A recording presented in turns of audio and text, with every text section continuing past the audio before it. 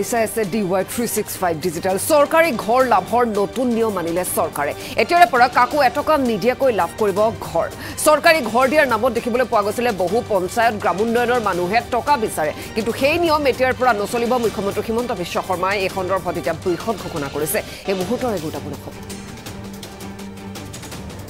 চৰকাৰী ঘৰ লাভৰ নতুন নিয়ম মানিলে চৰকাৰে আৰু কাকো এটকা নিদিয়াকৈ এতিয়া আপুনি ঘৰ লাভ কৰিব চৰকাৰী ঘৰ দিয়াৰ নামত দেখিবলৈ পোৱা যায় বহু পঞ্চায়ত গ্ৰামোন্নয়নৰ মানুহে টকা বিচাৰে কিন্তু এতিয়াৰে পৰা সেই নিয়ম আৰু নচলিব চৰকাৰে বৃহৎ ঘোষণা কৰিছে মুখ্যমন্ত্ৰী হিমন্ত বিশ্ব শৰ্মাৰ বৃহৎ ঘোষণা এই সন্দৰ্ভত আৰু 19 মাৰ্চত 3,80,000 লোকৰ একাউণ্টত দিব প্ৰথম কিস্তিৰ ধন এপ্ৰিল মে মাহত নতুনকৈ 3,80,000 ঘৰ চৰকাৰে দিব আৰু এবাৰ জিঅ' টেগিঙৰ নতুন নিয়ম আনিব চৰকাৰে মুখ্যমন্ত্ৰী হিমন্ত বিশ্ব শৰ্মাৰ বৃহৎ ঘোষণা জীৱিকা সখী বাইদেৱে কৰিব জিঅ' টেগিং আৰু নিজে জিঅ' টেগিং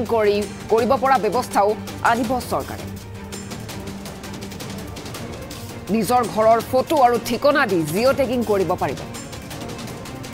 জিঅ' টেগিঙৰ পিছত পঞ্চায়ত প্ৰতিনিধিয়ে গৈ নিৰীক্ষণ কৰিব আৰু নিৰীক্ষণৰ পিছত গাঁও সভা ব্লক পৰ্যায়ৰ কমিটিয়ে চৰকাৰক দিব প্ৰতিবেদন চৰকাৰী ঘৰ লাভৰ ক্ষেত্ৰত এটা নতুন নিয়ম চৰকাৰে আনিছে মুখ্যমন্ত্ৰী হিমন্ত বিশ্ব শৰ্মাই এই সন্দৰ্ভত বৃহৎ ঘোষণা কৰিছে কাকো এটকা নিদিয়াকৈ আপুনি চৰকাৰী ঘৰ লাভ কৰিব যিহেতু পঞ্চায়ত গ্ৰামোন্নয়নৰ মানুহে টকা বিচাৰে চৰকাৰী ঘৰ প্ৰদান কৰাৰ নামত কিন্তু এতিয়াৰে পৰা সেই নিয়ম আৰু নচলিব মুখ্যমন্ত্ৰীগৰাকীয়ে এই কথা স্পষ্টকৈ কৈছে কাকো এটকা নিদিয়াকৈ আপুনি চৰকাৰী ঘৰ লাভ কৰিব কেনেদৰে আমি সকলোখিনি তথ্য ইতিমধ্যে আপোনালোকক দিছোঁ মুখ্যমন্ত্ৰী হিমন্ত বিশ্ব শৰ্মাৰ বৃহৎ ঘোষণা 19 মাৰ্চত 3,80,000 লোকে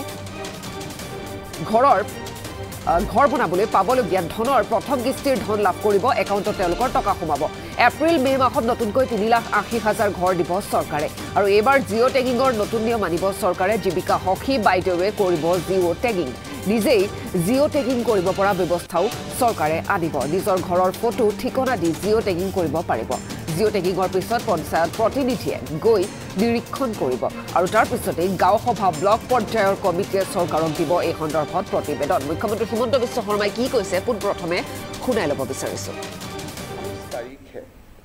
সমগ্ৰ ৰাজ্যজুৰি অনুষ্ঠিত হ'বলগীয়া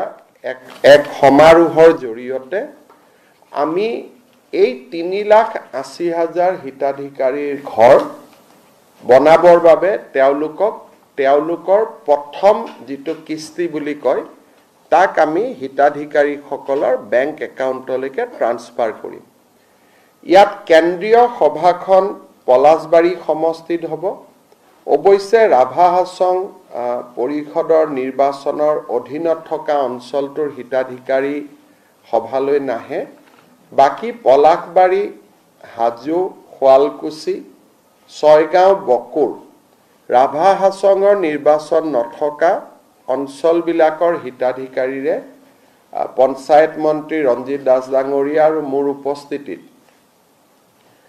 পঞ্চায়ত আৰু গ্ৰামোন্নয়ন বিভাগে প্ৰথম কিস্তিৰ ধন 3,80,000 হিতাধিকাৰীলৈকে বিতৰণ কৰিব আমি নিশ্চিত যে এই 3,80,000 হিতাধিকাৰীক ধন বিতৰণ কৰাৰ লগে লগে এপ্ৰিল মে মাহত আমি আৰু 3,80,000 হিতাধিকাৰীৰ বাবে ভাৰত চৰকাৰৰ পৰা অনুমোদন লাভ কৰিম আৰু অসমত 7,60,000 আৰু সৰ্বমুঠ প্ৰধানমন্ত্ৰী আৱাস যোজনাৰ অধীনত প্ৰায় 30 লাখ পৰিয়ালে প্ৰধানমন্ত্ৰী আৱাস যোজনাৰ ঘৰ পাবলৈ সক্ষম হ'ব ইতিমধ্যে প্ৰায় 22 লাখ পৰিয়ালে ঘৰ পাইছে বা ঘৰ নিৰ্মাণৰ কাম চলি আছে প্ৰথম প্ৰক্ৰিয়াটো হ'ল যে মানুহজনৰ ঘৰটো যে কেঁচা ঘৰ তাক প্ৰমাণ কৰিবৰ কাৰণে এটা জিঅ' টেগিং কৰিব লাগে আৰু জিঅ' টেগিং কৰাৰ পিছত যেতিয়া ই ভাৰত চৰকাৰৰ ওচৰলৈকে যায়, ভাৰত চৰকাৰে বিভিন্ন টেকনলজিৰ আধাৰত তাক নিশ্চিত কৰে যে এই মানুহজনৰ ঘৰটো কেঁচা ঘৰ হয় নে নহয়, আৰু কেঁচা ঘৰ হ'লে তেখেতক এখন তালিকাত অন্তৰ্ভুক্ত কৰে আৰু পৰ্যায়ক্ৰমে এই ঘৰ তেওঁলোকক আগবঢ়াই গৈ থাকে। অহা বছৰ এপ্ৰিল মে মাহত আমি 3,80,000 ঘৰ পোৱাৰ লগে লগে আমি 2018-19 চনত যিখন তালিকা বনাইছিলোঁ সেইখন এক্সজষ্টেড হৈ যাব। তাত আৰু এজনো ৱেট লিষ্টত মানুহ নাথাকিব। তথাপিতো বহুত লোকে ঘৰ নোপোৱাকৈ থাকি যাব। সেইবাবে আমি ভাৰত চৰকাৰৰ পৰা এটা অনুমতি ল'লোঁ যে আমাক আকৌ এবাৰ জিঅ' টেগিং কৰাৰ কাৰণে অনুমতি দিয়ক। কিবা কাৰণত যদি কোনোবা বাদ পৰি গৈছে তেতিয়াহ'লে আমি তেওঁলোকক শেষবাৰৰ কাৰণে এটা জিঅ' টেগিং কৰিব পাৰিম। কিন্তু জিঅ' টেগিং কৰিলে সাধাৰণতে গাঁৱৰ মানুহে আমাক আপত্তি কৰে যে পঞ্চায়ত আৰু গ্ৰামোন্নয়ন বিভাগৰ কৰ্মচাৰীসকলে 25-30 হাজাৰ টকা দাবী কৰে আৰু তেওঁলোকক যদি টকা দিয়া নহয় তেওঁলোকে দৰিদ্ৰ দুখীয়া মানুহৰ ঘৰ জিঅ' টেগিং নকৰে। অভিযোগ কিমান সঁচা কিমান মিছা তাক আমি অনুসন্ধান কৰিব খোজা নাই, কাৰণ বহু অভিযোগ সঁচা হ'লেও তাৰ প্ৰমাণ নাথাকে, প্ৰমাণ নাথাকিলে চৰকাৰে ব্যৱস্থা ল'ব নোৱাৰে। সেইকাৰণে আমাৰ সদায় লক্ষ্য আছে যে ইম্প্ৰুভমেণ্ট অফ দ্য ছিষ্টেম, ব্যৱস্থাৰ পৰিৱৰ্তন হ'ব লাগে, যাতে ব্যৱস্থাৰ পৰিৱৰ্তনত দুৰ্নীতি বা দৰিদ্ৰ মানুহক প্ৰবঞ্চনা কৰাৰ যিখিনি ক্ষমতা সি যাতে একেবাৰে সীমিত হৈ পৰে, যে কৰিব খুজিলেও কৰিব নোৱাৰে। সেইবাবে এইবাৰ আমি জিঅ' টেগিঙৰ এটা নতুন ব্যৱস্থা আৰম্ভ কৰিছোঁ। এইবাৰ প্ৰথম জিঅ' টেগিংটো আমাৰ গাঁৱৰ মহিলা আত্মসহায়ক গোটসকলক যোনে পৰিচালনা কৰে জীৱিকা সখী বাইদেউসকলৰ দ্বাৰা আমি প্ৰথম জিঅ' টেগিংটো কৰাম। লোকসভা নিৰ্বাচনৰ সময়তো মই ৰাইজক প্ৰতিশ্ৰুতি দিছিলোঁ যে আমি আত্মসহায়ক গোটৰ সুবিধা লৈ এইবাৰ আমি জিঅ' টেগিং কৰাম। সেইকাৰণে আমি এইবাৰ নিয়ম কৰিছোঁ যে গাঁৱৰ জিঅ' টেগিং প্ৰথম ডিপাৰ্টমেণ্টৰ কৰ্মচাৰীয়ে নকৰে, আমাৰ জীৱিকা সখী বাইদেউসকলে আত্মসহায়ক গোটসকলৰ পৰা উপযুক্ত সহায় লৈ তেওঁলোকে প্ৰথম জিঅ' টেগিংটো কৰিব। এইটো ভাৰতৰ ভিতৰতে অসমত প্ৰথমবাৰ আমি আৰম্ভ কৰিছোঁ যে ডিপাৰ্টমেণ্টে জিঅ' টেগিং নকৰে, আত্মসহায়ক গোটৰ বাইদেউসকলে ঘৰে ঘৰে লৈ যাব আৰু জীৱিকা সখী বাইদেউসকলে জিঅ' টেগিং কৰিব। আৰু তাতো আমি নিয়ম কৰিছোঁ যে সেইখন গাঁৱৰ জীৱিকা সখী বাইদেৱে টেগিং নকৰে, ওচৰৰ গাঁওখনৰ পৰা আহিহে তেওঁ টেগিং কৰিব। দ্বিতীয়তে, ইমানখিনি কৰাৰ পিছতো বহুতে ক'ব পাৰিব যে নহয় মোৰ তথাপিতো জিঅ' টেগিং নহ'ল।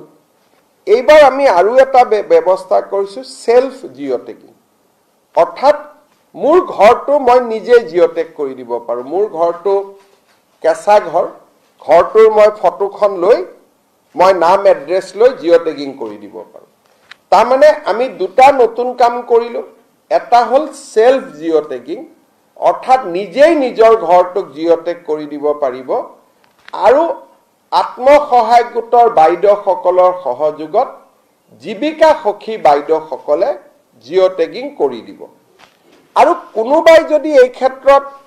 টেকনলজি নাজানিব, জিঅ' টেগিং কৰিব নাজানে, গাঁৱৰ কোনোবা মানুহে যদি দুখীয়া পৰিয়ালটোক সহায়ো কৰি দিয়ে জিঅ' টেগিং কৰিবৰ কাৰণে, আত্মীয়ও জিঅ' টেগিং কৰি দিয়ে, মই বিধৱা মানুহ, মই নিজে নোৱাৰোঁ, কিন্তু ডেকা ল'ৰা এটা গাঁৱৰ মাতি আনি মই ক'লোঁ যে মোৰ ঘৰটো জিঅ' টেগিং কৰি দিয়ক, তেওঁ তাতো জিঅ' টেগিং কৰিব পাৰিব। অসমত প্ৰথমবাৰৰ বাবে আমি এই ধৰণৰ ব্যৱস্থা হাতত লৈছোঁ। যেতিয়া সকলো জিঅ' টেগিং হৈ যাব, শেষত মাত্ৰ পঞ্চায়ত ডিপাৰ্টমেণ্টৰ মানুহখিনিয়ে গৈ এটা চেকিং কৰিব যে এওঁলোকে জিঅ' টেগিং ক'ৰবাত পকা ঘৰ এটাও জিঅ' টেগিং কৰি দিয়া নাইতো, অৰ্থাৎ ফাইনেল চেকিংটোহে পঞ্চায়ত ডিপাৰ্টমেণ্টৰ মানুহে কৰিব জিঅ' টেগিংটো বাইদেউসকলে কৰিব